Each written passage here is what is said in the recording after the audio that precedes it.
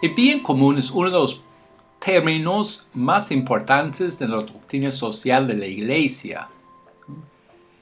Se encuentra en casi todos los documentos. Entonces tenemos que considerar este concepto en tres formas. Uno es qué significa este término bien común. Segundo, el pecado social como un obstáculo al bien común. Y finalmente, compartiendo los recursos del mundo con todos los habitantes, el destino universal de los bienes como una de las consecuencias del bien común universal. Entonces, primero, ¿qué significa el bien común? El término aparece en casi todos los documentos de la doctrina social de la Iglesia, desde el primero Rerum Novarum. Sin embargo, su definición se encuentra por primera vez en Mater y Magister del Papa Juan XXIII en el año 61, que declara que el bien común es la suma total de todas aquellas condiciones de la vida social, económicas, políticas, culturales, que hacen posible que la mujer y el hombre puedan fácil y completamente obtener la perfección de su humanidad. Una sociedad que en todos sus niveles quiere positivamente estar al servicio del ser humano es aquella que se propone como meta prioritaria el bien común. En cuanto bien de todos los hombres y de todo el hombre. En una frase de Pablo VI. El Papa Francisco ha mencionado también el clima es un bien común de todos y para todos, declarando la ecología integral es inseparable de la noción del bien común. Entonces él amplía este concepto para incluir la naturaleza. El bien común, según el Catecismo de la Iglesia, abarca 3 dimensiones. Podemos citar al Papa Francisco de nuevo. El bien común presume el respeto a la persona humana en cuanto tal, con derechos básicos inalienables ordenados a su desarrollo integral. También reclama el bienestar social y el desarrollo de los diversos grupos intermedios, aplicando al principio de la subsidiariedad. Entre ellos destaca especialmente la familia como la célula básica de la sociedad. Finalmente, el bien común requiere la paz social, es decir, la estabilidad y seguridad de un cierto orden que no se produce sin una atención particular a la justicia distributiva, cuya violación siempre genera violencia. Toda la sociedad, en ella, de manera especial el Estado, tiene la obligación de defender y promover el bien común. Aquí podemos considerar entonces el tema del bien común con estos 3 enfoques y luego entender cómo los 3 se juntan en el argumento de Laudato Si de proteger el medio ambiente. Primer concepto, los derechos de las personas, ya que la persona está considerada como el centro. Segundo principio, el bienestar social y el desarrollo social compartido entre todos, especialmente con los más necesitados. Y el tercer concepto que hemos visto en el cita del Papa, la paz justa. Primero, derechos de las personas. Para promover el bien común, la doctrina de la Iglesia enfatiza que hay derechos de individuos que el Estado tiene que proteger y no puede quitar o aplastar. Estos derechos que vemos desarrollados por Juan 23 en Pachmiteres incluyen muchos elementos que hemos examinado anteriormente y que no vamos a repetir aquí. Y tiene como fin asegurar el lugar central del individuo. Por eso, en nombre del bien común, derechos fundamentales de la persona no puede ser aplastado, como hemos visto anteriormente con la doctrina de seguridad nacional. Sin embargo, uno de estos derechos más discutido era de la propiedad privada, que fue enfatizado como un derecho natural en Rerum Novarum en contra del movimiento marxista, tomando poco a poco fuerza en la realidad penosa de los trabajadores urbanos a raíz de la revolución industrial en Europa. Este derecho era muchas veces interpretado equivocadamente como un derecho absoluto, a pesar de que todos los documentos del Rerum Novarum ya habían hecho una distinción entre derecho de posesión y derecho de uso. Y posteriormente los documentos eclesiales tenían que insistir en que es un derecho dentro del marco del bien común. En Popolo en Progreso, Pablo VI aclara que la propiedad privada no es un derecho absoluto y no es sin condiciones. Tiene que ser usado, el uso, en función del bien común. Y a veces el bien común requiere incluso su expropiación. Juan Pablo II ha usado con frecuencia la terminología de hipoteca social para referirse a esta limitación y deber moral acerca del uso de propiedad privada. Por eso la distinción entre derecho de tener y el derecho de uso. A la vez, la doctrina social de la Iglesia enfatiza que este derecho de la propiedad está vinculado con el tema del destino universal de los bienes. Y por eso no basta considerarlo desde la perspectiva individual, ni siquiera solo nacional, sino a nivel internacional. A la luz de esto, sigue siendo actual la enseñanza del Papa Pío XI, cuando dijo: es necesario que la partición de los bienes creados se revoque y se ajuste a las normas del bien común o de la justicia social, pues cualquier persona sensata ve cuán gravísimo trastorno acarrea consigo esta enorme diferencia actual entre unos pocos cargados de fabulosas riquezas y la incontable multitud de los necesitados. En 1931 escribió, y es tan actual hoy. El Papa Francisco resume esta tradición de la propiedad privada y su obligación social en Laudato Si.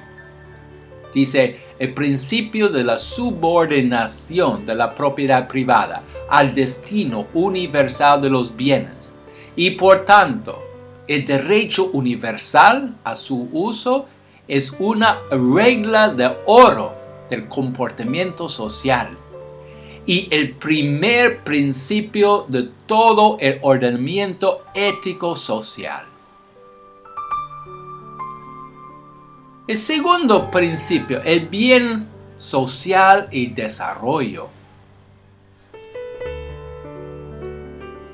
Pablo VI, en la encíclica Popolorum Progressio, enfatizó la relación entre desarrollo y la paz, llamando al desarrollo el nuevo nombre de la paz. El Papa dice claramente que esta dimensión es ahora mundial y no solo nacional, subrayando que los pueblos hambrientos interpelan hoy con acento dramático a los pueblos opulentos. También Pablo VI afirma que este desarrollo no es solo económico, sino integral. Sí, es auténtica y significa, para ser integral, que el verdadero desarrollo es el paso para que cada uno y para todos de condiciones de vida menos humanas a condiciones más humanas. Esa es la definición de desarrollo integral.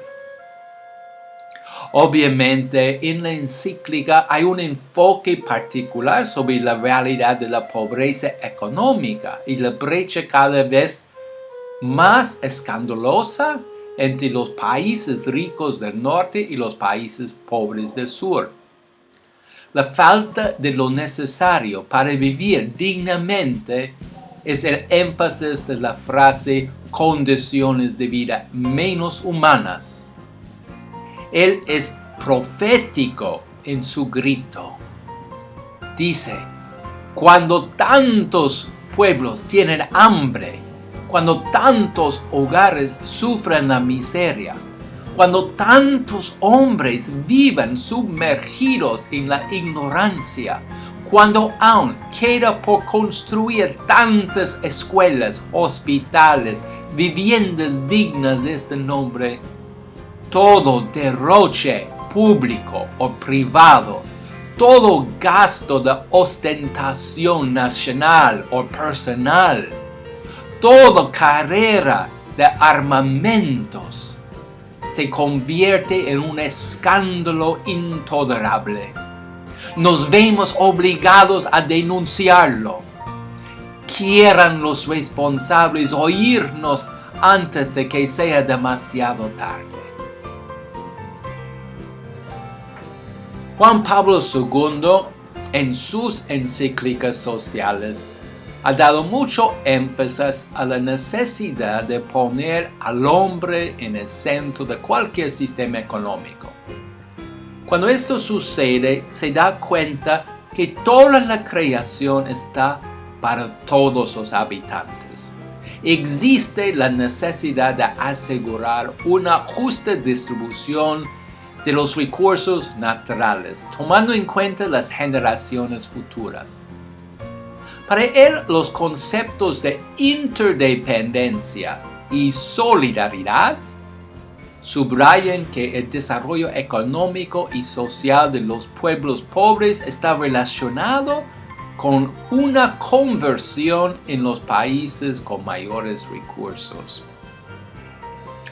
Desde Pablo VI y el Concilio Vaticano II, el concepto de desarrollo en la doctrina social ha enfatizado su dimensión integral.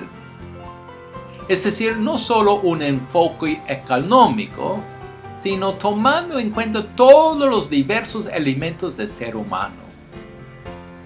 Como afirma el Papa Francisco, el bien común presupone el respeto a la persona humana en cuanto tal, con derechos básicos e inalienables ordenados a su desarrollo integral.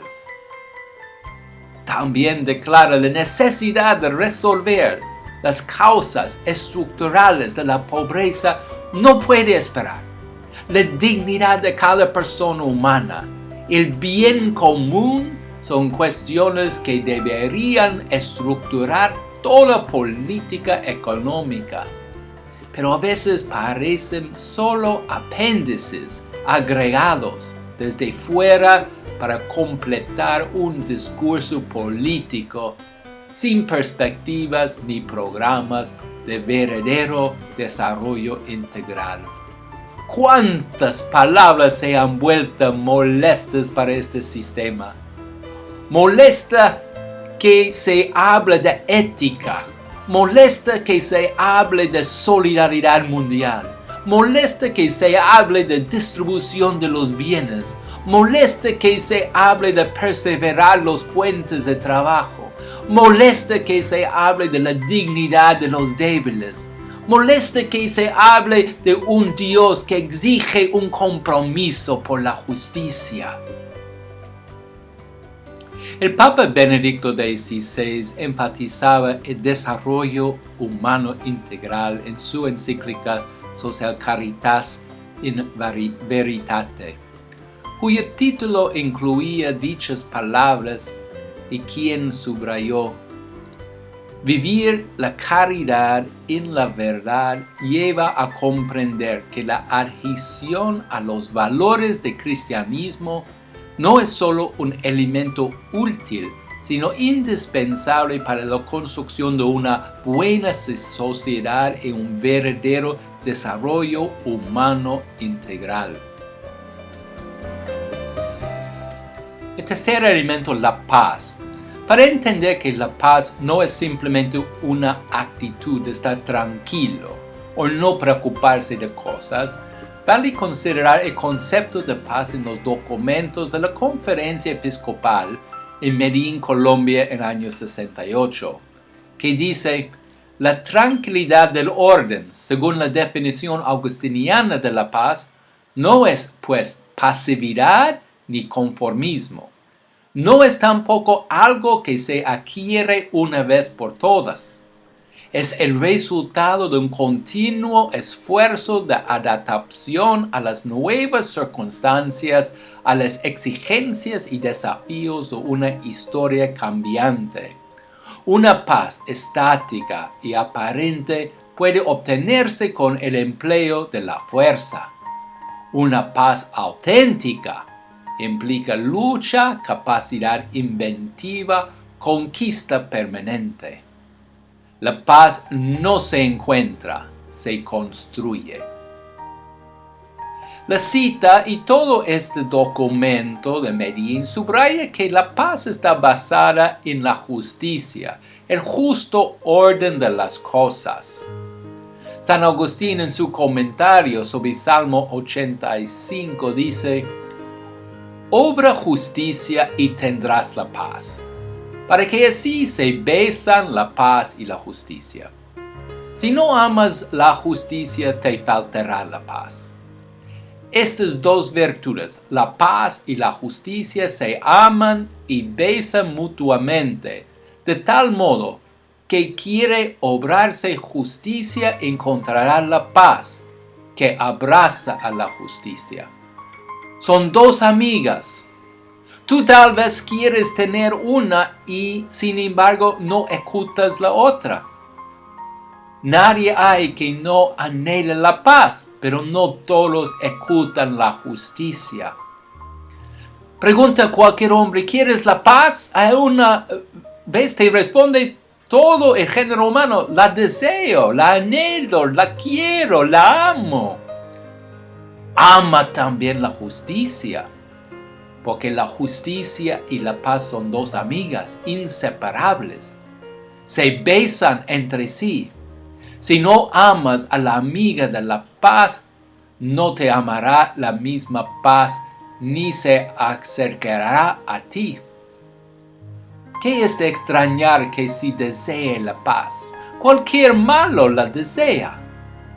Ella es una buena cosa, pero obra justicia, porque la paz y la justicia se besan, no litigan. ¿Quieres poseer la paz? Obra la justicia.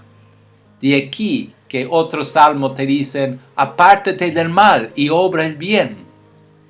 Esto es amar la justicia. Y cuando te hubieras apartado ya del mal y hubieras hecho el bien, busca la paz y vete en pos de ella. Una vez ejecutando esto, no la buscarás por mucho tiempo, porque ella misma saldrá a tu encuentro para besar a la justicia.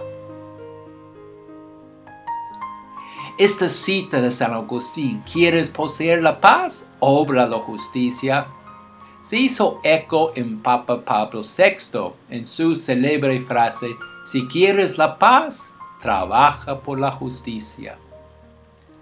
Así, la visión cristiana de la paz está basada en un desarrollo que promueve la justa distribución de los recursos del mundo. Sin esto no hay paz y subsecuentemente no hay un esfuerzo sincero hacia el bien común. Juan Pablo II subraya esta relación al decir, en efecto, decir paz es decir mucho más que la simple ausencia de guerras. Es pedir una situación de auténtico respeto a la dignidad y los derechos de cada ser humano que le permita realizarse en plenitud. La explotación de los débiles, las preocupantes zonas de miseria y las desigualdades sociales constituyen otros tantos obstáculos y remoras para que se produzcan las condiciones estables para una auténtica paz.